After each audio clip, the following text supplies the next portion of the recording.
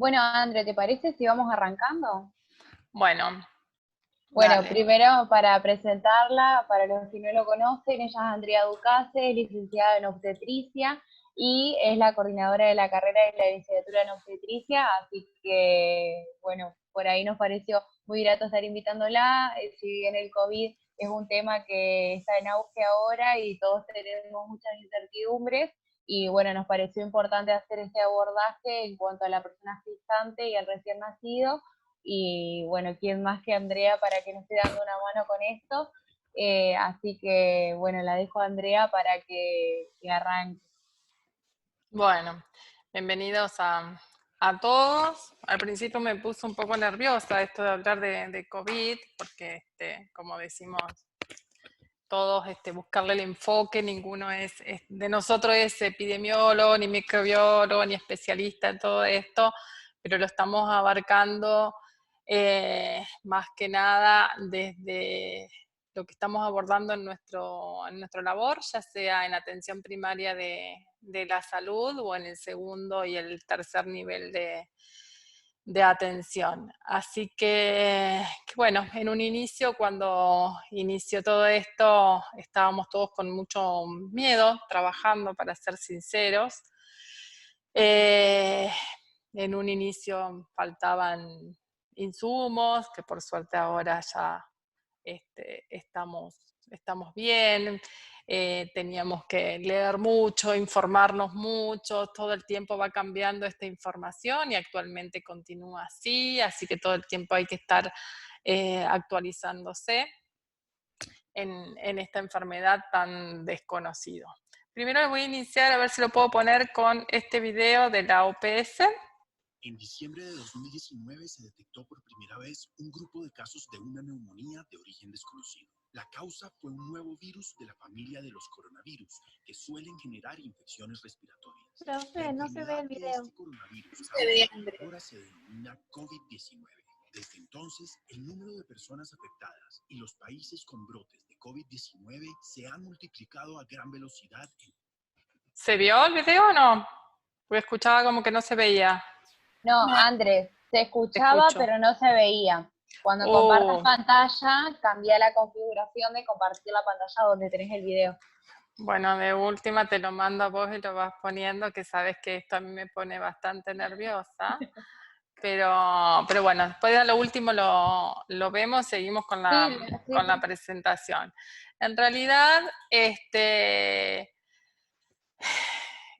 virus, en cuanto a la referencia de la enfermedad, pertenece al mismo género de los coronavirus, que son los virus que causaron epidemias de enfermedades respiratorias muy graves, bueno, en China en 2003 y en Oriente Medio en el 2013.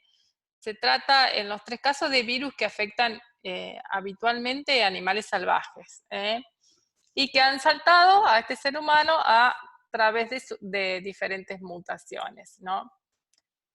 ¿Qué tiene de nuevo esta enfermedad? Todo, absolutamente todo tiene de nuevo. Es una enfermedad, primero, que se extiende muy rápido, que es altamente contagiosa, mucho más allá de una gripe, que hay muy poca inmunidad frente a ella, ya que no hay vacunas, y es una enfermedad que puede tener consecuencias muy graves para las personas de riesgo. A ver, le pregunto a todos ustedes, eh, ¿quiénes son esas personas de riesgo? Como tomándoles lección como buena docente que me sale de adentro. ¿A quién consideramos que son personas de riesgo? Como para tener una ida y vuelta de esta información. primero las edades más vulnerables, como lo son, por ejemplo, las edades avanzadas, Uh-huh. embarazadas, Embarazadas. eh, bueno, todo lo que son los bebitos, los más pequeños. Personas que tienen factores de riesgo, Enfermedades Bien, crónicas. diabetes crónicas, enfermedades crónicas. perfecto. Diabetes, hipertensión, problemas cardíacos, que tienen más probabilidades de que esta enfermedad tenga secuelas un poco más graves. ¿Cuáles son los síntomas que pueden presentar en un inicio? Fiebre, cansancio y tos seca. Y fiebre no considero solo 38. 37.5, 37.6, eso también consideramos, la tomamos como uno de los síntomas. Algunos de los pacientes pueden presentar dolores, congestión nasal, rinorrea, dolor de garganta o diarrea, que fue uno de los casos que nos asustamos hace poco en el hospital, una paciente que tenía diarrea, que consultaba en la guardia y ya había venido 2 veces a la guardia por diarrea, y dijimos, bueno, amerita hacerle el hisopado. Bueno, obviamente nosotros como obstetra nos comunicamos con los profesionales de clínica médica, que son ellos quienes determinan si se hace el hisopado o no, y cómo seguimos la conducta hasta tener los resultados, si se aísla, si no se aísla. Entonces activar todo este protocolo hasta tener los resultados de este hisopado. Esos síntomas suelen ser leves y aparecer en forma gradual, a veces no aparecen todos juntos, sino gradualmente. Bueno, enfocándonos específicamente en la gestación, vamos a abarcar lo que es el cuidado gestacional, el antenatal y el intraparto y periparto, obviamente, como así también de posparto en lo que es COVID y embarazo.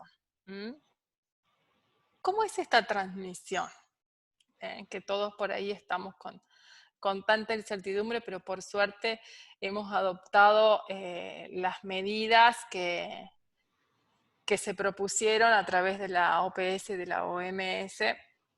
Bueno, de persona a persona, por tocar superficies y objetos contaminados. ¿A través de qué? De estas gotitas procedentes de la nariz y la boca. Por eso, la correcta utilización del barbijo. No me sirve de nada que la nariz quede afuera o que el barbijo quede debajo del mentón. No me sirve de absolutamente nada, porque esas gotas caen sobre objetos o superficies, y otras personas pueden tocar esas superficies, llevarnos la mano a la boca, a los ojos, a la nariz, porque todavía nos cuesta sacarnos esos hábitos, y nosotros constantemente en el hospital nos estamos diciendo, sácate la mano de la boca, sácate la mano de la nariz, no te toques los ojos, que cuesta un montón, que voy a decir, con el codo, con el hombro, me estoy rascando la cara, y porque es la manera que tenemos de cuidarnos, y entre todos nos vamos realizando esas observaciones que son simplemente cambios de hábitos. Bueno, como dice ahí, te tocas la boca, los ojos, la nariz, o inhalar estas gotas. Después vamos a ver cómo hacemos el ingreso de la paciente en el servicio de salud, cómo lo recibimos nosotros a esa paciente en el servicio de salud, con qué medidas específicamente. ¿Cuál es la dinámica de la transmisión? La que estuvimos hablando recién. Primero, nosotros en el hospital nos otorgan lo que se llama el barbijo social, que el barbijo social es un tapabocas nada más que utilizamos durante toda nuestra estadía en la institución, y cada usuario del servicio de salud que ingresa con ese tapaboca. Todos, por normas generales andamos, lamentablemente, usamos las uñas, sin relojes, sin colgantes, con el cabello atado, con el gorro, con ciertas medidas que nos tuvimos que ir acostumbrando. Y todos nos estamos haciendo las observaciones. Che, mira, tenés las uñas largas, cortátelo. Para la próxima guardia venite así. Y entre todos nos estamos llamando la atención porque queremos evitar también esta transmisión comunitaria. Tenemos que observar que ¿cuántos días permanece este virus en diferentes superficies? Como lo dice esta figura aquí, podemos observar, por ejemplo, que es lo que a mí más me interesa en este momento desde mi ejercicio profesional. Utilizo el ascensor, por ejemplo, porque las escaleras están bloqueadas en el hospital, y vos decís que, bueno, 4 días dura el virus. En el papel, ¿por qué en el papel me fijo mucho? ¿Por qué? Porque la embarazada me entrega su carnet perinatal, su documento de identidad, toda su documentación de la gestación se lo entrega, ya sea la enfermera que la recibe en la puerta de la maternidad, después la obstétrica revisa toda esa documentación, y no hay mejor protección para esta situación que más allá de los guantes, porque vos fíjate que dura 8 horas, es el lavado de manos. Nada más ni nada menos que el lavado de manos. Y en el plástico 5 días, o sea que no son horas, son días. Por eso tenemos que tener esta precaución de limpiar estas superficies entre paciente y paciente, que a veces tampoco te da el tiempo, pero intentar hacerlo entre paciente y paciente, limpiar estas superficies con las soluciones que correspondan. Eso es muy, muy importante. Y nuestro lavado de manos frecuentes entre paciente y paciente y entre las diferentes superficies que vamos tocando, para evitar todo esto, más allá de lo que dijimos recién, de tocarnos la cara, los ojos, la boca, etcétera, etcétera. Otras situaciones que tenemos que tener en cuenta... André, Sí. perdón que te corte. Ahí están diciendo los chicos que si lo podés poner en modo presentación, así pueden ver las letras que están un poco más chiquitas. A ver, ayúdenme acá. Mira, acá abajo te debería aparecer. Me Abajo, aparece Andrés. acá arriba. ¿Abajo? Abajo Ahí dice. arriba, sí, Ahí sí. arriba me parece a mí. Sí, sí. Ah, porque acá también. El que tiene como un play. ¿Y para qué me...? Para. Ahí estamos. Ahí. Ahí. Ah, Ahí te está. aparece. Ahí está, perfecto. Vamos ahí. Voy aprendiendo, chicos. Muy bien. Esperen. Vamos pasando todo esto. ¿Ahí lo vieron mejor? Que esa es la parte que por Sí, ahí perfecto. más nos interesa. ¿Cuánto tiempo está este virus en cada superficie? Que lo que le digo hoy, quizás mañana cambia, porque esto es así, muta todo el tiempo como es este virus. Bueno, esto que lo venimos viendo, yo por ahí ¿Puedo me digo hacer más una de... pregunta? Sí, Marisol. Sí. ¿En la tela también se sabe cuánto tiempo dura? Mira, no he encontrado información en cuanto a lo que es la tela específicamente, porque en realidad, por el AMBO, por ejemplo, que uno busca sobre esas situaciones, nosotros nos ponemos un descartable arriba, un delantal descartable, para tener de protección el AMBO. Pero no, yo no lo encontré al menos.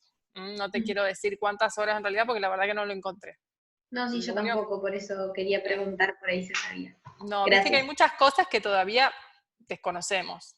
Sí, sí, sí. Gracias. Pero si lo encuentro, se lo comunico a las chicas, así se lo pasan. Sigamos, entonces. Ahí estamos. Fiebre, cansancio, tos seca, ya lo vimos. Oh, tenía que ir para el otro lado. Y ustedes están grabando esto, chicos, pero qué bárbaro. Bueno, tenemos que retomar conceptos. Tenemos que retomar estos conceptos que son súper, súper importantes. Los 5 momentos del lavado de manos.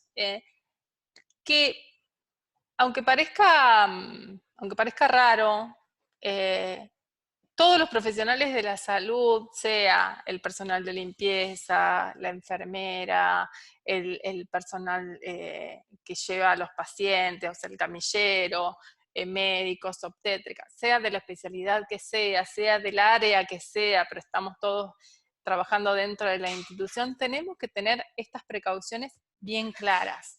Pero se ve que no la teníamos, porque constantemente nos estamos llamando la atención sobre estas situaciones.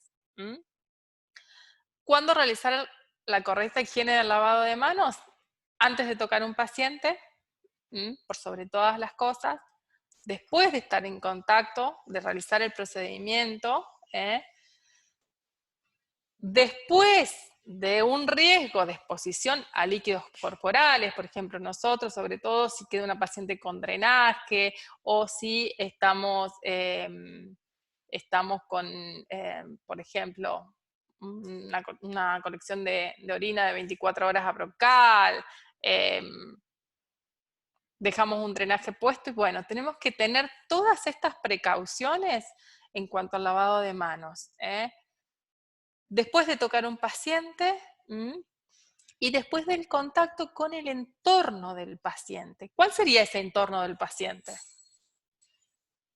Yo les pregunto a ustedes, ¿cuál sería el entorno? ¿La familia? La habitación, el lugar donde estaba, por ejemplo, Las internado. camillas. Exactamente, exactamente. La cama, por ejemplo, el lugar donde almuerza, cena, los picaportes. Entonces, en todas esas situaciones tenemos que tener muchísimo, muchísimo cuidado.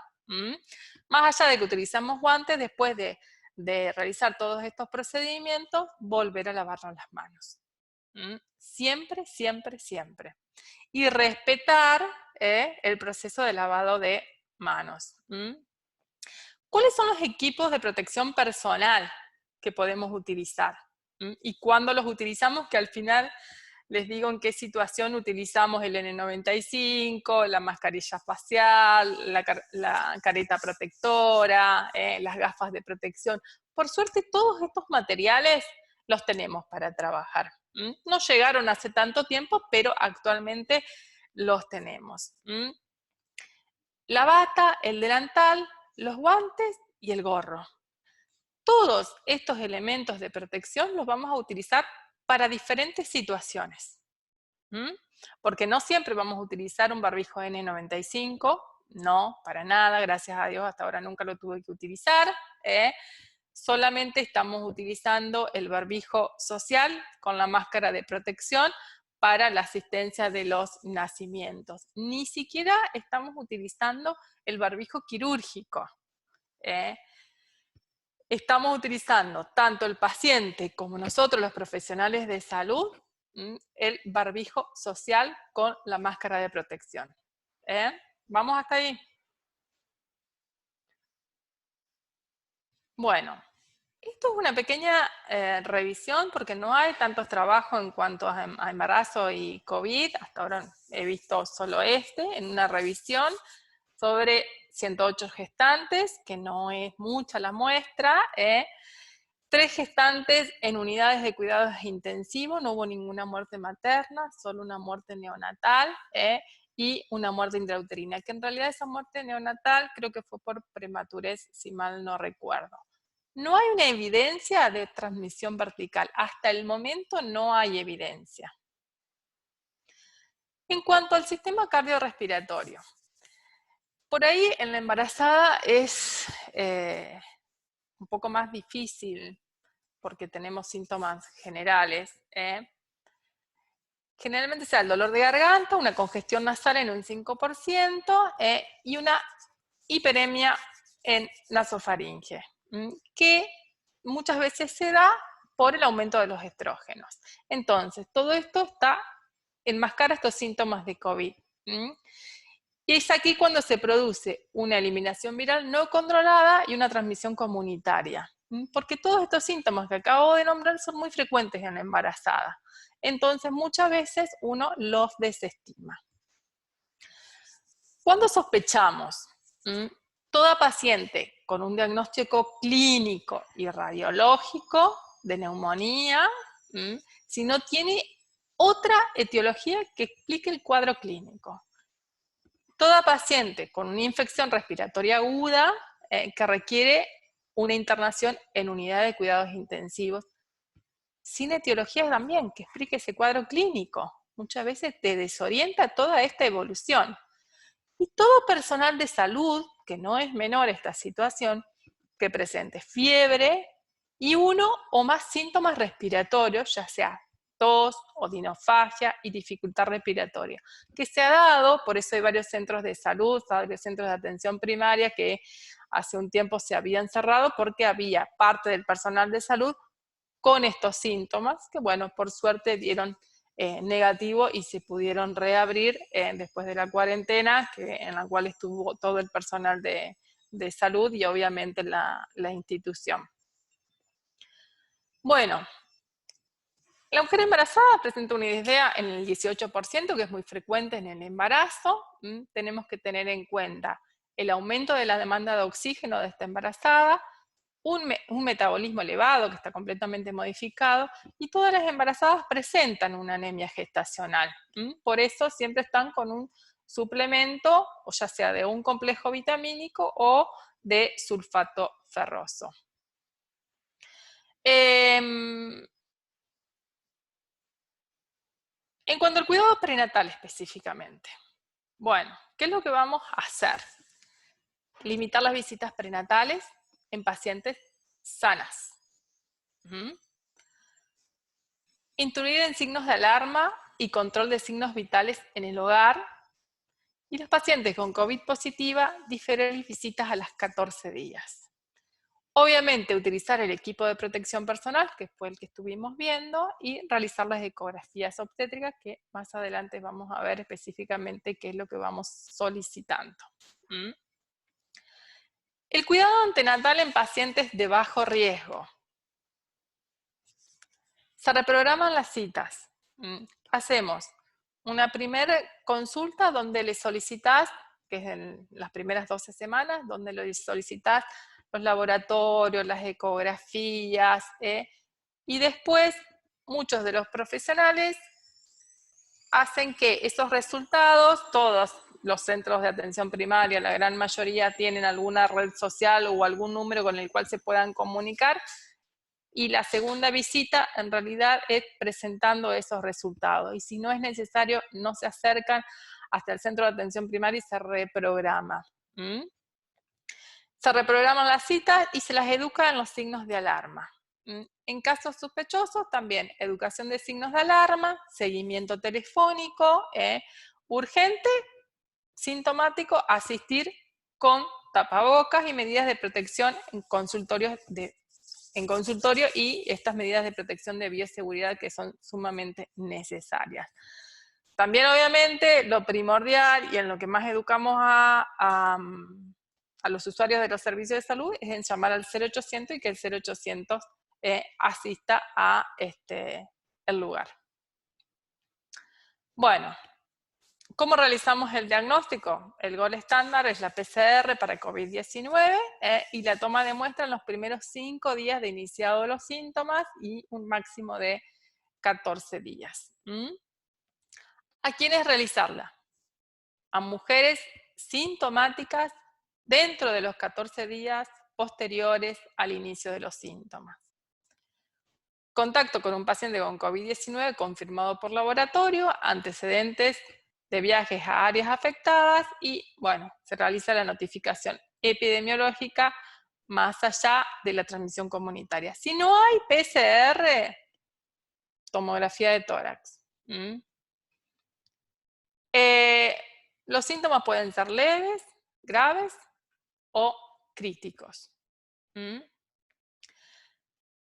Los síntomas son los similares a los de la población en general.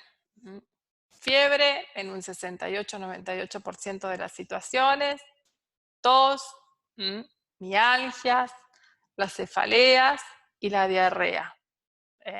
Se han visto pocos casos de diarrea, pero hay. El mayor síntoma que se presenta generalmente es la fiebre.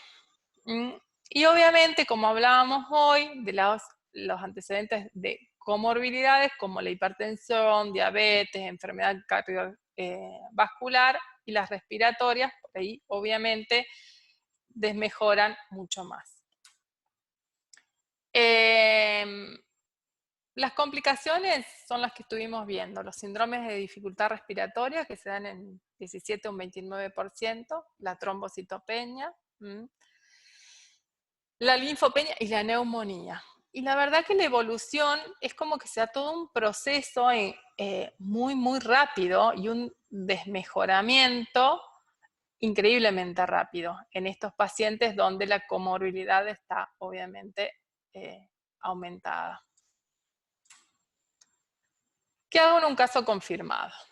Bueno, aislamiento social, paciente con tapabocas, el equipo médico que necesito es la mascarilla N95 para procedimientos que generan aerosoles o contacto. ¿Cuáles serían esos procedimientos que generan aerosoles o contacto? A ver por ahí que alguien me responda. que se discute tanto el uso del barbijo N95. Yo, si voy a ver una paciente al consultorio de la guardia, ¿necesito utilizar una mascarilla N95? A ver quién me puede responder. No, perfecto. Anestesiólogo que tiene que hacer su procedimiento, ¿tiene que utilizar una mascarilla N95? Para Si intubación vas a intubar un paciente, para por intubar ejemplo. sí, Bien, para intubar y para el hisopado. perfecto, muy, muy bien.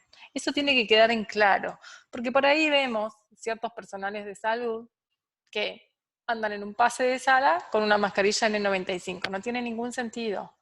Si estarías con un paciente, obviamente aislado, le pones todo el equipo de protección personal. Si no, utilizamos el barbijo social, nada más. Y bueno, se notifican los casos positivos. En cuanto al tratamiento, yo no voy a hablar de medicación porque la verdad que no hace a mi expertise. Sí, vamos a estos síntomas leves, como la fiebre, la tos, y pacientes que no tengan comorbilidades, manejo asintomático, o sea, el reposo, la hidratación, que es fundamental, la monitorización y el seguimiento por el personal de salud. Bueno, reiniciar el algoritmo y las precauciones obstétricas de rutina. O sea, ¿qué le vamos a estar preguntando a esta mujer para hacer ese seguimiento? Si tiene contracciones, si su hijo se mueve o no se mueve, por ahí hacer una planilla de seguimientos en cuanto a lo que es los movimientos activos fetales de ese bebé. Y los síntomas que pueda llegar a tener. Si tiene una respiración más rápida que lo normal, si tiene un dolor o un zumbido en el pecho, si tiene somnolencia o confusión, si tiene, bueno, convulsiones, voz seca, orina poco o absolutamente nada. En el moderado tenemos que hablar, bueno, de la fiebre alta, de la disnea y de la tos seca, que realmente es muy, muy, muy molesta esa tos seca. Comorbilidades, entonces tenemos hipertensión, diabetes, enfermedad pulmonar y los retrovirus. En el embarazo, ¿qué puede ocurrir? Preeclampsia, restricción en el crecimiento intrauterino, parto pretérmino. No hay mucha evidencia sobre esto, pero es lo poco que se ha visto. Necesitamos, obviamente, un soporte social y un acceso limitado a los servicios de salud. En el severo, bueno, se ve un acortamiento de la respiración, realmente una disnea, una dificultad para respirar importante, hipotensión, hemóptisis, infección sobreagregada, falla orgánica, deshidratación y confusión. Por eso apuntamos mucho a que el paciente se hidrate. Aquí obviamente ya entramos con un manejo multidisciplinario, donde está el equipo de infectólogos, de microbiólogos, de clínica médica, se refiere obviamente al segundo, tercer nivel y se consideran los términos de la gestación, o sea, ¿se finaliza o no se finaliza? ¿Y en qué institución se finaliza? Porque de acuerdo a la edad gestacional que esté cursando esa mujer, no es lo mismo que este embarazo finalice en un segundo nivel que en un tercer nivel. Obviamente, si el estado clínico de esta mujer no me dan los tiempos como para trasladarlo a una institución de tercer nivel, bueno, se hará la cesárea o se finalizará el embarazo por la vía que corresponda porque no se indica una cesárea a toda paciente con COVID, pero sí de acuerdo a los síntomas que tiene. Si tenemos una paciente descompensada, obviamente se hará una cesárea por el estrés fetal y por el estrés materno, y si se trata de un prematuro, se referirá después al prematuro a la unidad que corresponda del tercer nivel. Generalmente, si es menor a 32 semanas, y da tiempo a que vengan mamá y el binomio madre-hijo, se refiere al Hospital Iturraspe acá en Santa Fe, mayor a 32 semanas al Hospital Cuyen, y si este niño ya nació, al hospital de niños. Pero bueno, aquí se produce la separación del binomio madre-hijo, que es lo que no queremos, por eso lo ideal es que se lo traslade juntos. Esta es una checklist que realizamos telefónicamente para un seguimiento de las mujeres en su domicilio. En cuanto a los signos y síntomas, o sea, hace una checklist si tiene fiebre, si tiene sensación de ahogo, dolor torácico, y vas tildando si los tiene o no los tiene a todos estos síntomas. Y después le sumamos los síntomas obstétricos. Ausencia de MAF, de movimientos activos fetales, actividad uterina, o sea, si tiene contracciones o no. Todas tienen contracciones cuando están embarazadas, pero de acuerdo a la edad gestacional, es la cantidad de contracciones que corresponde.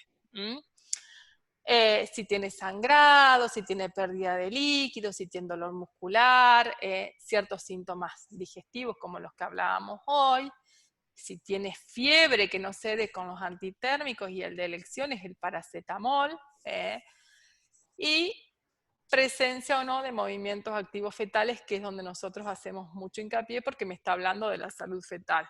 Un feto que se mueve intraútero es un feto que estaría gozando de una vitalidad fetal y tiene reservas como para poder moverse, etcétera, etcétera. Un chico que no está bien habitualmente no se mueve y algún motivo tiene, por eso tenemos que estar atentos y es una pregunta que realizamos en todos los controles. Informar sobre el reposo domiciliario y el control de temperatura, los antitérmicos como hablábamos recién, una hidratación adecuada, el aislamiento domiciliario y explicar siempre los motivos de consulta de urgencia, que fueron los que estuvimos hablando recientemente. Seguimiento en centro de atención primaria, algunos presenciales y otros telefónicos, control a las 48 horas, a los 7 y a los 14 días, asintomática se va de alta con pautas de alarma y el aislamiento. Y no me... ahí estamos.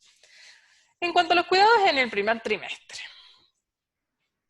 Solicitar todo en la primera consulta para facilitar medios de comunicación por redes sociales o virtuales. Esto es importantísimo. Yo se los solicito, ella se los hace y después me los pasa por alguno de los medios de comunicación que tiene el centro de atención primaria. Acá tenemos un algoritmo de cómo serían estas visitas. 16 semanas, ya hicimos la primera consulta. A las 16 semanas, una videollamada. A las 20 semanas, presencial, anatomía fetal, donde generalmente pedimos la ecografía morfológica y los chequeos de los controles de signos vitales. 24 semanas, videollamada, chequeo de presión y se solicita la curva de tolerancia o se acuerda ya un turno para realizar esta prueba de tolerancia. Recordar siempre que si tiene antecedentes de diabetes gestacional o de macrosomía fetal, se vuelve a repetir la prueba de tolerancia oral a la glucosa. ¿Qué semanas? ¿La recuerdan? De las 31 y 30. Ay, no escuché. No se escucha, Cami. 24, 28 la primera y la segunda. 31 y 34, 31 y 33. Ahí andamos, ahí andamos. Incluso, Andrés, si tiene muchos factores de riesgo, también se puede pedir antes de la 24. Sí. Bueno, sigamos. A las 30 semanas, una videollamada, vigilancia de presión arterial, siempre en casa, control de signos vitales, y si no, bueno, en el centro de atención primaria o alguna persona entrenada en la casa que le pueda realizar esos controles de tensión arterial por sobre todas las cosas. 32 semanas en persona, crecimiento fetal, y ahí también podemos incluir el curso de preparación integral para la maternidad, que todavía no lo tenemos implementado nosotros virtual, pero estamos con la idea de de realizarlos, porque desde lo privado muchas los están realizando, así que nada, nos estamos organizando en cuanto al personal que tenemos, más que nada, porque hay muchas bajas en el hospital, así que estamos reestructurando funciones. La preparación integral para la maternidad es una de las actividades que, bueno, que se dejó de realizar, obviamente por las reuniones, pero podríamos realizarlo, por ejemplo, a través de Facebook de la institución, pero bueno, está por plantearse todo esto. A las 36 semanas también en persona, y los cuidados de rutina, y se solicita el cultivo para estreptococo grupo beta, o ya aprovechás y se lo realizás dependiendo de la institución en la que estés. Y después, bueno, los controles semanales, o directamente ya las citamos para finalización del embarazo, por embarazo cronológico. Generalmente ya las refieren a partir de las 39 semanas al tercer nivel de atención, para citarlas en caso de que no comience su trabajo de parto. ¿Vamos hasta ahí? Andrea, una pregunta. Sí, mi vida. En el caso de, por ejemplo, las consultas que les toca ir en persona, en hospitales muy grandes, como por ejemplo en Santa Fe, ¿cómo hacen con los turnos? Porque primero, en el hospital nosotros solamente realizamos internación. los controles solo en los CAPS. Los controles es solo en atención primaria de la salud, y los de alto riesgo en el segundo nivel, que los que tenemos de segundo nivel que realizan control de embarazo es CEMAFE y el Hospital Miray López. Donde estuve justamente la semana pasada en el Hospital Miray López, hay estrictas medidas de bioseguridad, hay una persona en el ingreso, con todas las medidas, el interrogatorio antes de ingresar al control. No hay casi nadie, te diría, en sala de espera, todos son con horarios estipulados cada 20 o cada 30 minutos, después 30 minutos generalmente posterior a eso se hace toda la higiene del lugar, y por eso las consultas son programadas y te llevan más tiempo. Y algunas las vas espaciando, las embarazadas de bajo riesgo se van espaciando y lo van manejando telefónicamente. Claro. Así que bueno, de esa manera estamos trabajando. Articulando mucho con lo que es el segundo nivel, que serían más que nada las pacientes de alto riesgo obstétrico. Claro.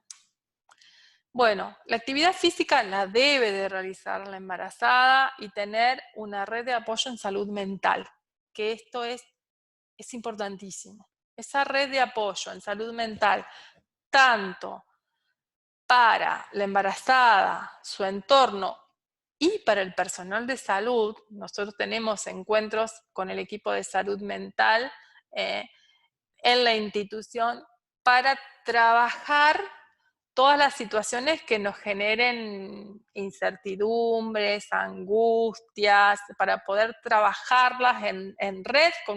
No nos reunimos más de 5 personas.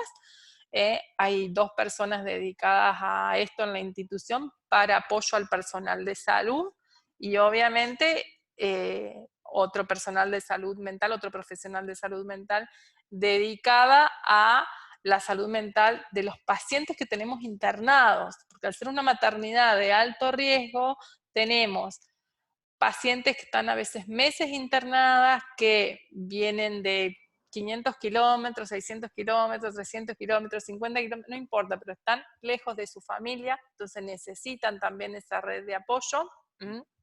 Más allá de todas estas redes de apoyo en cuanto a las situaciones de violencia y de drogadicción, y tampoco tenemos que olvidarnos de que en la institución tenemos una residencia para madre que también necesita ese apoyo. Y mantenerlas activas, mantenerlas ocupadas, eso es fundamental, porque el encierro llega a un momento de que agota, y si le sumamos que tenemos una patología por la cual estamos internados o una situación especial por la cual estamos internados, necesitamos mucho más de esa red de contención. Ni hablar las mujeres que tienen a sus hijos alojados en neonatología. Entonces, salud mental no es una situación menor. Bueno, vigilancia estrecha del bienestar fetal. ¿Cómo? ¿Con qué? Y a través de los Doppler, de los monitoreos fetal, el ultrasonido, que sería la ecografía, para evaluar el crecimiento fetal. Evaluación de detalle anatómico entre las 18 y las 23 semanas, que sería la ecografía, ¿cuál? Que lo estuvimos viendo hoy. La 20 semanas, la morfológica. La morfológica. Perfecto. En cuanto al cuidado intraparto, acá ya nos vamos a meter en otro terreno. Permiso que voy a tomar agua. En cuanto al cuidado intraparto, el ingreso a la institución, primero, tanto la mujer como el acompañante, en el caso de las instituciones que dejen ingresar a un acompañante, se hace el triage del inicio en la guardia, donde se realiza de manera rápida. A veces no te da tiempo de realizar este triage, como ayer que nos avisan de la guardia, va una paciente que tiene muchas contracciones, no había ni siquiera sillón para trasladar, así que la trasladaron en una silla de escritorio con rueditas, una mujer que era la sexta gesta, de 39 semanas, que vino con dilatación completa. Entonces, ni pasa por el triage, viene con mucha contracción y pasa directamente a la maternidad. Entonces, todos tenemos que estar con barbijo para recibirla. Todos. O sea, todos adentro de la institución estamos con el barbijo todo el tiempo. Y ver si la embarazada cumple con los criterios del caso sospechoso o confirmado de COVID. Toda paciente que cumpla con la definición de casos sospechosos se le coloca un barbijo. En realidad, todas son consideradas sospechosas y todas ingresan con barbijo. El barbijo social, vuelvo a decir, no el barbijo quirúrgico. Es lo que le decimos comúnmente el tapabocas. Se confeccionaron desde las mujeres que están en la residencia de madre, están confeccionando estos barbijos, más lo que provee el Ministerio de Salud. Entonces, tenemos todos estos tapabocas para las mujeres que ingresan a un trabajo de parto. Es lo más incómodo que hay, pero bueno, estamos en esta situación y tenemos que cuidarnos todos. Y el equipo de protección personal correspondiente. En cuanto al acompañante de la embarazada en parto y cesárea. Bueno, ahí estamos complicados. Ley Nacional 25.929 del año 2004. La semana que viene se celebra la Semana Mundial del Parto Respetado, donde hablamos de derechos de padres y de recién nacidos durante el proceso del nacimiento. ¿Qué dice? En su artículo 2, inciso G, que toda mujer tiene derecho a estar acompañada por una persona de su confianza y elección durante el trabajo de parto, el parto y el posparto. ¿Qué es lo que pasa? Es una ley, obviamente que salió en el 2004, que se reglamentó recién en diciembre, 3-4 de diciembre del año pasado, o sea que imagínense todos los años que pasaron, no, de noviembre, fue 3-4 de noviembre del año pasado, que recién se reglamentó esta ley en Santa Fe. Pasó mucho, mucho tiempo. Tendríamos que preguntarnos qué es lo que pasó que no se reglamentó antes. ¿Y qué dice esta reglamentación ahora, ante la situación de COVID? Que no se debe permitir el ingreso a la institución de acompañantes sintomáticos, menores de edad, mayores de 60, personas con riesgo aumentado, bueno, todos los antecedentes de comorbilidades.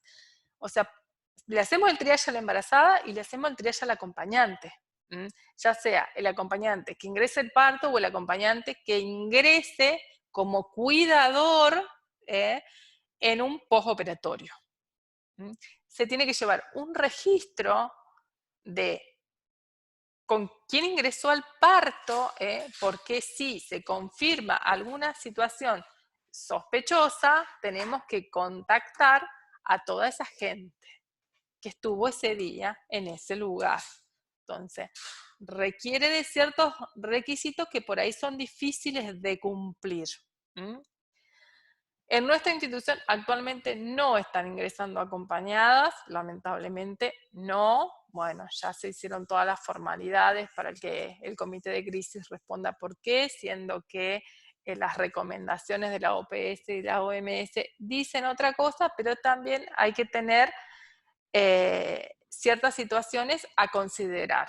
Por ejemplo, tenemos que tener la cantidad suficiente de elementos de protección personal, tanto para nosotros como para quien ingresa a acompañar. Imagínense que tenemos un promedio de 13 nacimientos por día.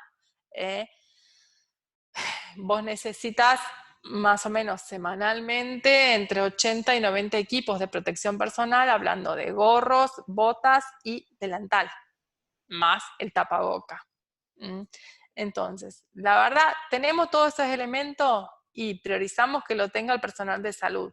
No digo priorizamos porque no estoy dentro de esa resolución, sino que el equipo de gestión prioriza esas situaciones por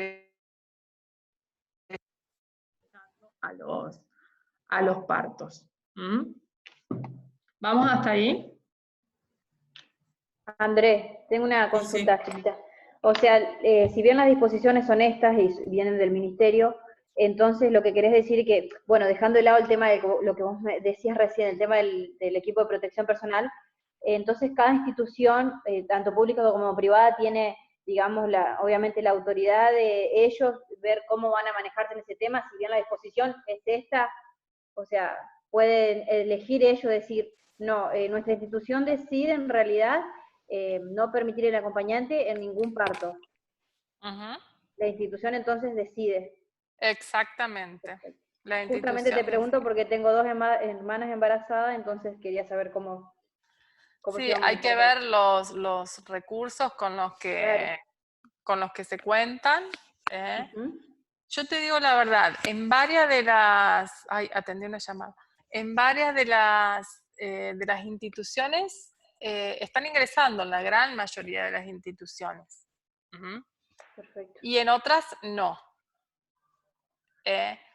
Yo pedí por escrito que me especifiquen por qué en la institución donde yo estoy no estarían ingresando. Pero bueno, estoy esperando todavía la respuesta. Así que, pero de acuerdo a lo que voy viendo con el grupo de trabajo que tengo de otros lugares, en varios están ingresando y en otros no, tanto en público como en privado. Sé que en las cesáreas actualmente no estarían ingresando, pero en los partos, en la gran mayoría de las instituciones, sí. Así que bueno, es un tema que genera mucho disconfort entre el equipo de trabajo, por eso nosotros como equipo de obstétricas presentamos una nota en nuestra institución donde nos informen por qué y que cada denuncia de violencia obstétrica será remitida obviamente a quienes tomaron esta decisión. Así que bueno, dentro de todo lo que uno ve diariamente es que la sociedad entiende la situación por la que estamos pasando. Eso no puedo decir que no. Pero hay obviamente situaciones más que especiales que ameritan que esta mujer sea acompañada, pero yo no voy a eso, a si lo amerita o no lo amerita. Hay una ley, están los derechos y estaría bueno que se respeten esos derechos, más allá del miedo que uno tenga, porque cuanto más gente ingrese, más expuestos estamos, pero bueno, más allá de lo que uno piensa, obviamente, hay un comité de crisis, un comité de infecciones, una dirección de un hospital que dispone tal y tal situación, y bueno, más allá de las guías de nación, está lo que decida la institución. Nos duele en el alma, pero bueno, pero es así, ¿viste? Veremos cuándo pasa todo esto y volver a la normalidad. Pero uno siente desde adentro como profesional que hemos retrocedido bastante en cuanto a lo que es derechos.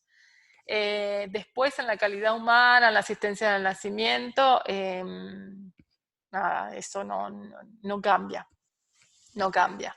Está en cada uno de los profesionales de salud que estamos ahí, ponernos todo esto al hombro y acompañar mucho más estas situaciones. No solo las situaciones de trabajo de parto y parto, sino también todas estas situaciones de puerperio y de, obviamente, acompañar en la lactancia materna. No es fácil la situación por la que estamos atravesando los profesionales de salud, ni mucho menos, obviamente, los usuarios de los servicios de salud. Y lo digo con muchísimo dolor, pero bueno, tenemos que cuidarnos y eso se entiende. Vamos a hacer como una breve referencia a lo que es el tratamiento hospitalario de la paciente con COVID. Se utiliza antibiótico empírico, según las guías locales y protocolos institucionales. Comenzamos con el tratamiento para influenza. Estas pacientes son internadas en otro bloque, en bloques especiales. Para nosotros sería en la institución el bloque D, que es el de clínica médica. Y comenzamos con un uso no rutinario de esteroides, definir la finalización y modo del nacimiento, si por parto o por cesárea, en una paciente que puede estar descompensándose. Y sobre todo esto, la comunicación clara y permanente con la familia. Esto es importantísimo. Estos son los elementos. En realidad deberíamos de utilizar los guantes de nitrilo, gorro, bata, gafas, incluso actualmente nos han comprado otro tipo de batas que son mucho más gruesas, con el cual uno realmente está cómodo trabajando, porque las batas que teníamos antes, la verdad que era como no tener nada, pero actualmente no puedo decir que nos faltan insumos, los insumos los tenemos. Y todo lo que estuvimos hablando hoy. También la Facultad de Ciencias Médicas, debemos decir que nos ha donado las máscaras de protección, y que a posteriori, mucho más a posteriori de las donaciones de la universidad, nos llegaron las máscaras del Ministerio de Salud. Así que bueno, agradecemos a la Facultad de Ciencias Médicas el habernos donado en la institución estas máscaras faciales. En cuanto a la paciente de bajo riesgo obstétrico para COVID, monitorización fetal continua. La paciente que no tiene ni dificultad respiratoria, ni está con temperatura, tiene monitorización fetal continua. Monitorización materna estricta de signos vitales, no cada 4 horas, sino continua de signos vitales, y no se contraindica la analgesia peridural. Y tampoco el pinzamiento tardío u oportuno del cordón umbilical. En cuanto a las indicaciones de cesárea, cuando hacemos estas indicaciones, cuando hay un rápido deterioro materno, cuando necesita una ventilación mecánica por esa disnea, por esa dificultad respiratoria, o por estar alterado el bienestar fetal. El manejo del posparto, como hablábamos hoy, con paracetamol, con aislamiento de gotas del recién nacido, y ya vamos a ir un poco más a detallarnos en esto, y la paciente va a estar aislada. Y el puerperio lo vamos a manejar, ya sea con videollamadas, porque generalmente desde el alta de la maternidad ya se van con algún método anticonceptivo, si es que lo decidieron. En cuanto a lo que es la lactancia y el recién nacido, al principio hubo como la Sociedad Española de Ginecología y Obstetricia en un inicio decía que no había que amamantarlos, que sí se podía extraer la leche y dárselo por cualquier otro medio. Después, bueno, cambió la bibliografía, nos fuimos ayornando, nos fuimos actualizando, hubo mayor evidencia científica, y se debe prender al pecho, pero con las condiciones de higiene necesarias. O sea, practicar la higiene respiratoria. ¿Qué tenemos que tener en cuenta con ese barbijo? Y va a utilizar el barbijo quirúrgico, no un tapabocas. Un barbijo quirúrgico que si se humedece se tiene que cambiar. Que si va a amamantar a su bebé, no lo debe de hacer en la cama, porque es en el lugar donde generalmente está tosiendo y no son las condiciones de higiene necesarias, sino un espacio destinado para esto, donde esta mujer tiene que lavarse las manos antes y después de tocar al bebé y limpiar y desinfectar rutinariamente todas las superficies. Hay que tener para que ellos puedan estar juntos, tienen que tener incluso ese aislamiento social. No vamos a hacer un colecho, sino por lo menos 2 metros. Y si la madre no lo puede amamantar porque su condición no lo amerita, porque está con mucha dificultad respiratoria, porque está con mucha tos, se extraerá la leche y una persona sana le administrará esa leche materna que aparte le va a aportar defensas que ese bebé necesita, que ese recién nacido necesita. O sea que en resumen, la lactancia no está contraindicada. Todo lo contrario, es beneficiosa para ese recién nacido. ¿Alguna pregunta en cuanto a lactancia?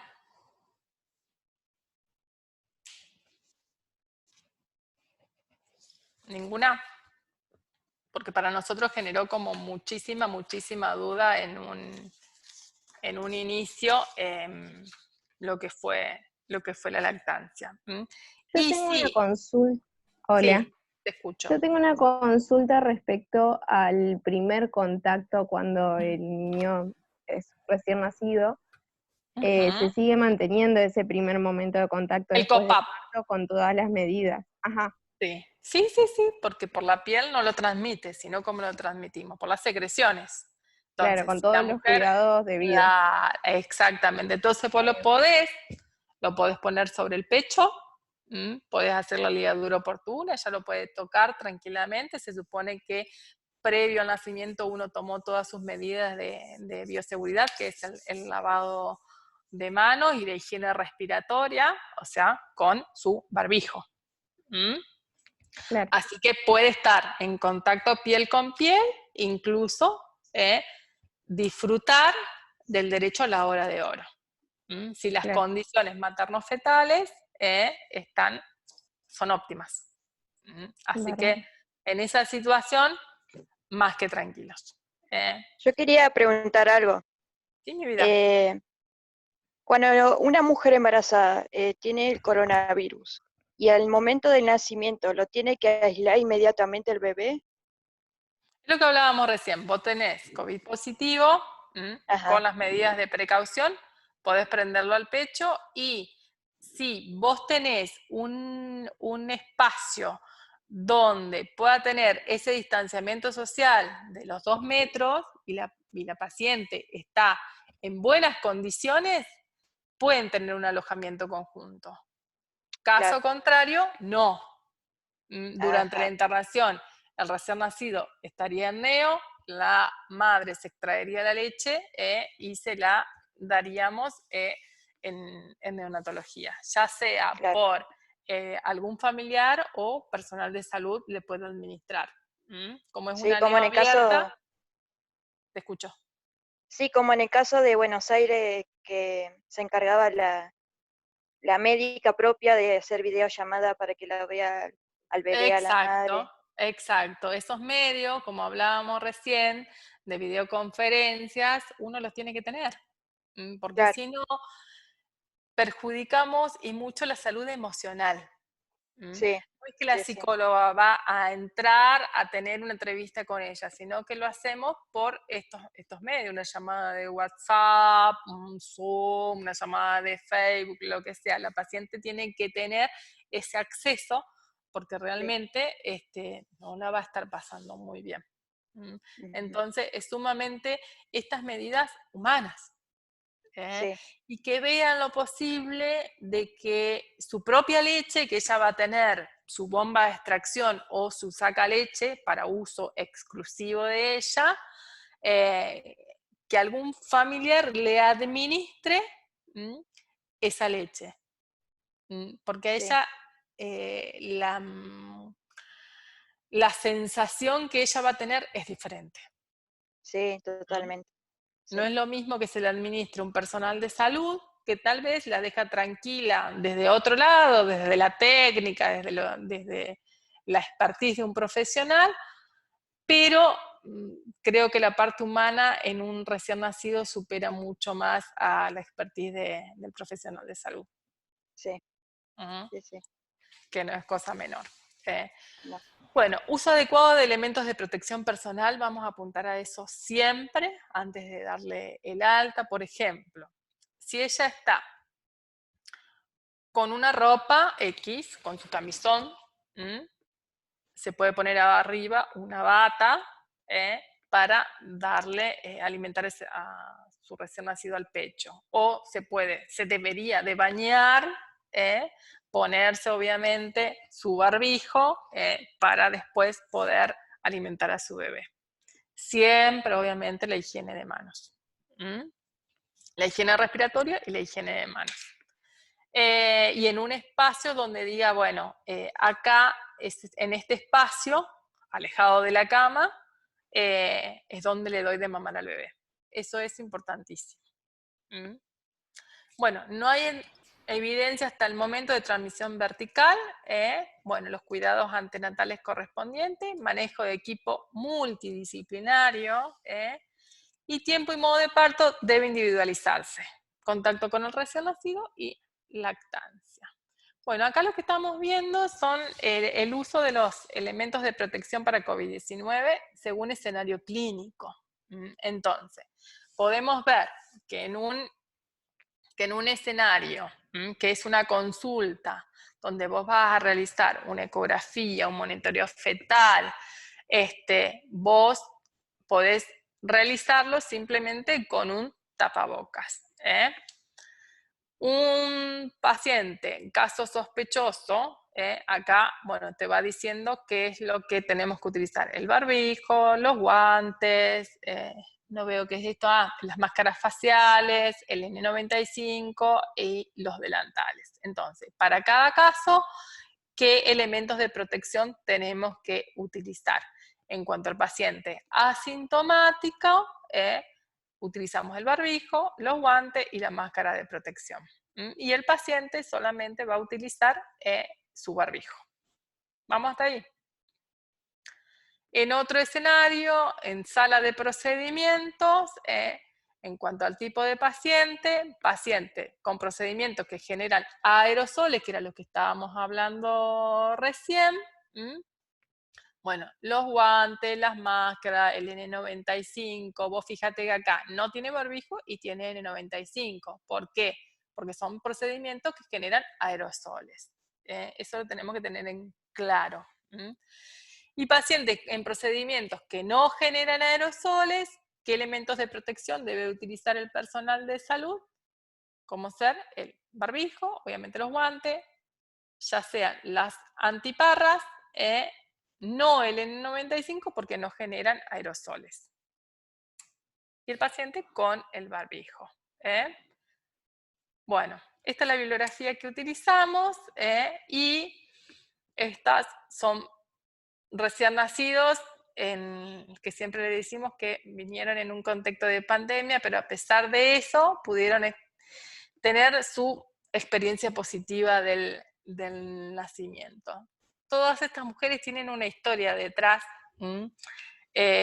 Ambas pudieron ingresar acompañadas porque, por suerte, siempre digo, son mujeres empoderadas donde ellas comenzaron a exigir quiero que ingrese, gritaban, se expresaban de la manera que ellas querían. Entonces dijimos, bueno, más allá de que uno tenga una directiva, si el paciente me lo exige, es una paciente que realmente está sana, nada, estuvo con su bebé, y esta imagen es la que a mí más me impacta después de la semana pasada. Un paciente muy, muy joven. Fíjate que el personal de salud está con su barbijo social, que estos son los que nos dan a nosotros en el hospital, y su gorro que se le está saliendo. La paciente, en el momento de recibir a su hijo, nosotros decimos, esta expresión de recibir a sus hijos con las manos abiertas, y si hubiesen visto esa alegría con la que lo recibió, podemos decir que esta mujer se llevó una experiencia más que positiva de su nacimiento. Todo el tiempo, mientras ella estuvo sola, pidió que alguien ingrese y pidió cesárea. Todo el tiempo pidió cesárea. ¿Por qué? Por miedo. Por miedo. Bueno, tuvimos algunos roces con algunos personales, etcétera, y ingresó la mamá a acompañarla. Desde que ingresó la mamá al parto pasó 1 hora, donde todo el tiempo la actitud frente a cada contracción cambió tremendamente. Por eso, más allá de lo que diga un protocolo, muchas veces me puedo salir de ese protocolo y priorizar estas situaciones. Esta mujer estaba sano, con un hijo sano, y que pudo compartir y disfrutar, porque ella lo disfrutó desde que entró su mamá a acompañarla en el parto, disfrutó el momento del trabajo de parto, y eso no se compara con absolutamente nada. Miren que hace 25 años que ejerzo, y todavía lo cuento y me sigo emocionando con todas estas situaciones. Que ella pueda, a pesar del contexto de pandemia y de todos los protocolos que hay, poder vivir de esta manera ese nacimiento no tiene ni expresión, ni precio, ni palabras de agradecimiento, ni nada. Así que, nada, solo eso. Gracias a ustedes por la atención, por tomarse este momento para charlar. A ver cómo salgo de acá, que quiero salir. Profe, ¿podés poner la hoja, la diapositiva de la... Ah. No. De la bibliografía, te iba a pedir. No, pero igual, los chicos la grabaron y yo les pasé la bibliografía. Yo ya bien, dale, gracias. se las pasé a la bibliografía para que ellos la tengan. Quizás me habría olvidado de alguna. Tenía unos videitos para pasarle, pero me voy a complicar la vida queriendo pasarlo, me parece a mí, porque bien, ya saben, todo el mundo que me conoce. Cuando volvamos los vemos. Lo podemos publicar, André, igual. Junto con bueno, el video, les podemos poner los links de los videos y todo eso. Y la bibliografía la tenemos subida nosotros a la página nuestra, bien. Así que ahí ustedes pueden consultar. Van a ver en esos videos, no tienen nada del otro mundo. Primero lo que dice la OPS y la OMS en cuanto a lo que es el virus y la pandemia. Y los 2 videos que siguen son videos que yo les hacía en un inicio de esta pandemia hacer a mis colegas en la guardia. O sea, cada una me tenía que mandar un video de cómo era el lavado de manos y cómo se colocaban los elementos de protección personal para la asistencia en un nacimiento. ¿Por qué? Porque las estimulo a estar alertas. Porque nosotros estábamos muy relajadas asistiendo a los nacimientos, y quienes nos han visto asistir a los nacimientos nos han visto que estamos en el piso, que estamos en cuclillas, que estamos en otra situación, donde realmente estás en contacto con los fluidos, que realmente no, y esto nos deja un aprendizaje de la utilización de los elementos de protección personal, y no por eso deshumanizamos la atención. Que es importante, en la medida que yo me cuido, también estoy cuidando al otro, y en la medida que el otro se cuida, también me está cuidando a mí. Entonces, como todos estábamos con miedo, les daba como tarea a cada día de la guardia hacer un video de cómo era el lavado de manos, para repasarlo, cómo se colocaban sus elementos de protección personal y cómo se extraían los elementos de protección personal. Es un ejercicio que todos estábamos haciendo. Que veo acá en el chat algo. Las licenciadas en obstetricia hacen cesáreas. No, las licenciadas en obstetricia no hacemos cesárea. Lo realiza el tocoginecólogo. Nosotros solo ingresamos en la cesárea como apoyo emocional o para ayudar en el COPAP, en el contacto piel a piel en la cesárea. Y hacemos nuestro trabajo desde lo que es puericultura. Si bien, a ver cómo te puedo explicar esto. Si bien la urgencia lo amerita y no hay otro profesional que lo pueda realizar, vos podés estar como ayudante, no como cirujana, como ayudante. ¿Por qué? Porque dentro de tu currícula profesional tenés lo que es principios de cirugía, obstetricia patológica y otras asignaturas que obviamente te van dando estas herramientas más todo lo que trabajamos en simulación, por si tenés que en una emergencia, ni siquiera en una urgencia, en una emergencia, estar como ayudante. Eso es importantísimo, tener este personal entrenado para estas situaciones. Pero no está dentro de nuestras competencias realizar la parte quirúrgica. Y ahí alguien me dice, doctora, usted, yo no soy doctora, yo soy licenciada en obstetricia, alias partera, alias matrona, alias Andrea. Ay, Nati, quería hacerte una consulta. Si quieren activar el audio también sobre vacunas, dice, del recién nacido. Normalmente. Vacunas del recién nacido. El recién nacido se va de la maternidad, egresa de la maternidad ya con BCG, hepatitis B y vitamina K. Ya se van de la maternidad con esas vacunas puestas y colocadas, no puestas, colocadas, aplicadas, y aparte con las autoemisiones acústicas realizadas, salvo que se haya ido de alta voluntaria la mujer. Por eso están 48 horas internadas en un parto normal, 72 horas si fue una cesárea programada y 4 días si fue una cesárea que previamente tuvo trabajo de parto, por las infecciones que pueden ser a posteriori. Pero ya se van con todo realizado y al mes recién se necesitan las otras cumplir con el plan de vacunación. ¿Cómo fue mi primer parto? No fue muy lindo. Mi experiencia no fue muy agradable.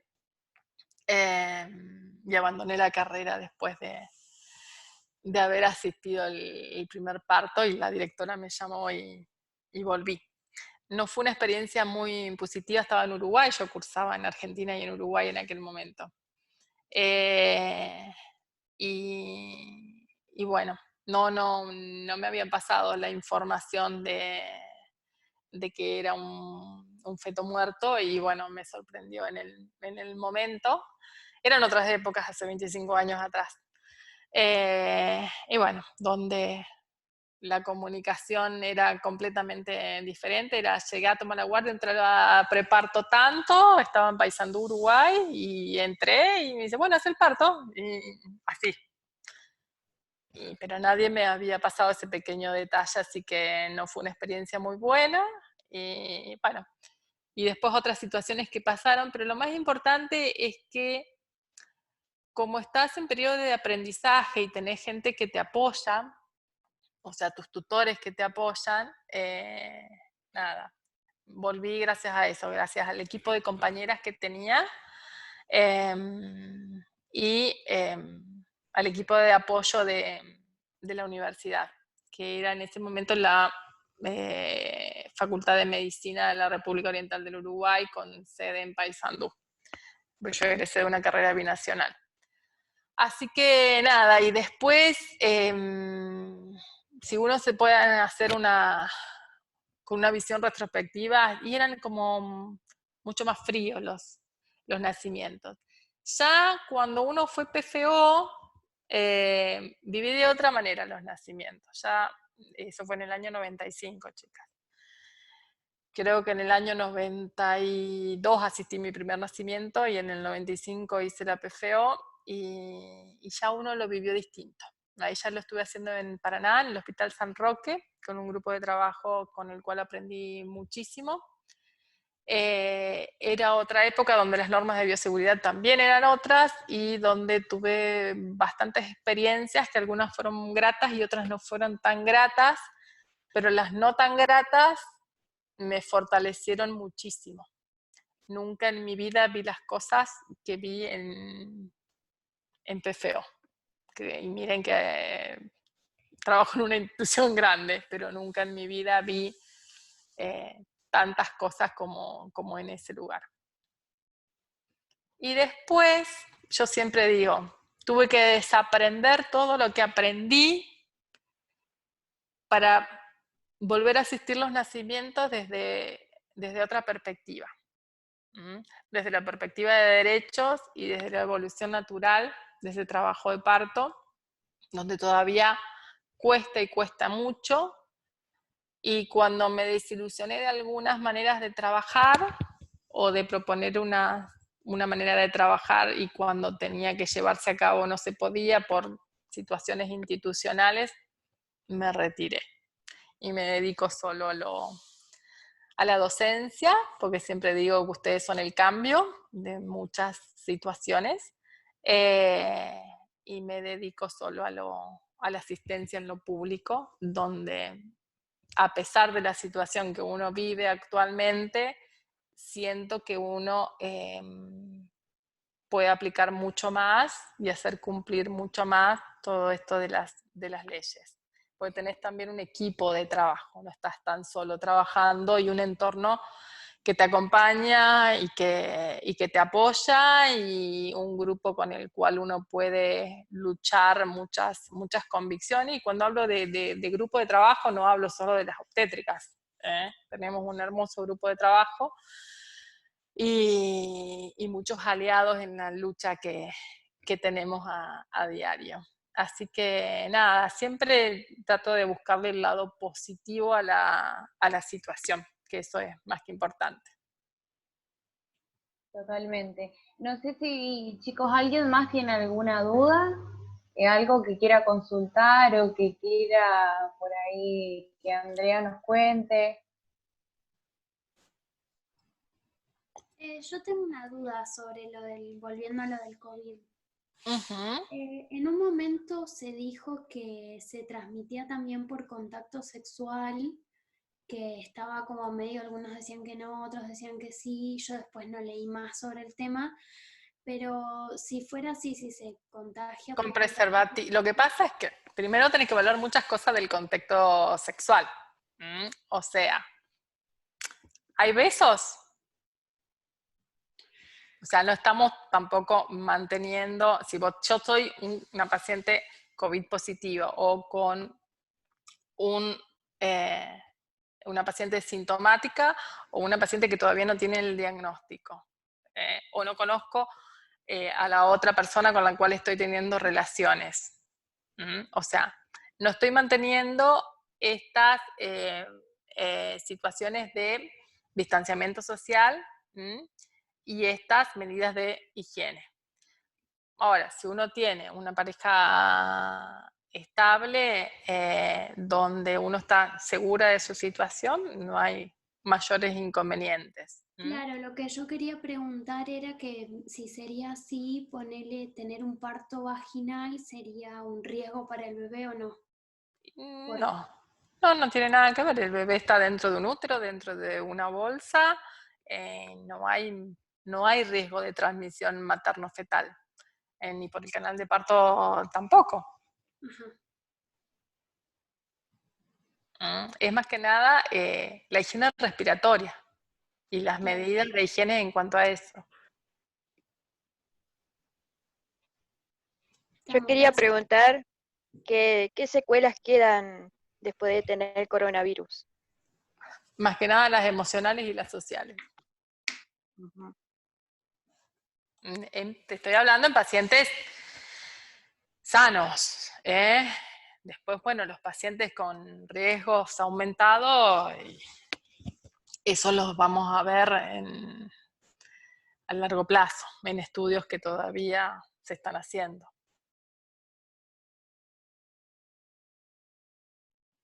Yo quería preguntar sobre el COPAP, si podría ampliar un poquito la información. El contacto piel a piel, no hay ningún inconveniente en que la mujer lo pueda realizar, sea COVID positiva o no sea COVID positiva, o sea un caso de sospecha, porque todas ingresan al parto con su barbijo. Si tengo una paciente COVID positiva, no lo voy a transmitir por la piel, no lo va a estar besando a su hijo, pero sí lo va a tener en contacto piel con piel. Se supone que la higiene es la adecuada en el momento. Si es una paciente que está descompensada, no va a tener un parto. Si es una paciente que está todo el tiempo con tos, muchas veces una paciente que la exigencia de lo que es un trabajo de parto va a hacer que comience con una dificultad respiratoria, con una disnea y terminemos en una cesárea por estos factores. Entonces, en la cesárea no va a ser COPAP.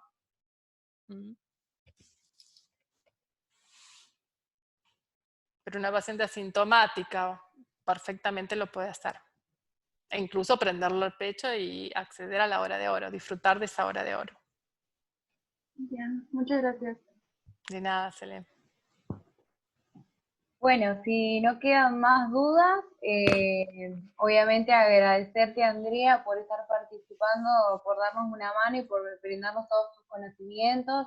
Obviamente siempre es muy grato para nosotros escucharte y aprender de vos, más que nada nosotras que somos tus estudiantes y siempre estamos muy al pendiente de todo, y obviamente el poder transmitirnos todo esto para nosotros nos llena de gran alegría. Obviamente agradecerte desde el Centro de Estudiantes por participar y siempre por la predisposición, y agradecerles también a todos los estudiantes que estuvieron participando y escuchándote por haber participado de esta charla. Espero que les haya servido y bueno, como siempre, nos deja una gran enseñanza, independientemente de lo que es el tema, siempre nos deja por ahí una gran enseñanza, un gran aprendizaje en cuanto a lo humano y a todo el contexto. Así que muchas gracias a chicos y a Andrea por participar.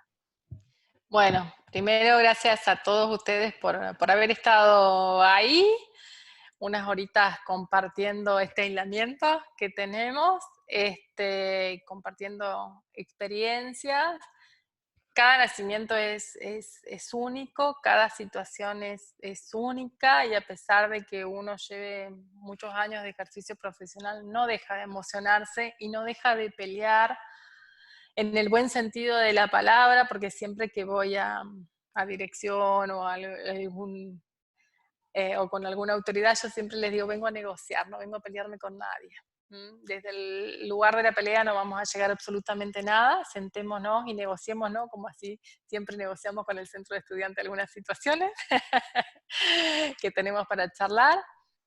Como ustedes ven, siempre les estoy escribiendo a través del entorno, preguntándoles cómo van, por mensaje privado, sugerencias y todo eso, porque más allá de lo que uno tenga que aportar como docente y como coordinadora de la carrera, nos interesa obviamente mucho saber qué les está pasando a ustedes, saber que si necesitan algo, ya saben, me escriben a través del entorno virtual, a través de los chicos, y nos sentamos y lo charlamos, sea del tema que sea.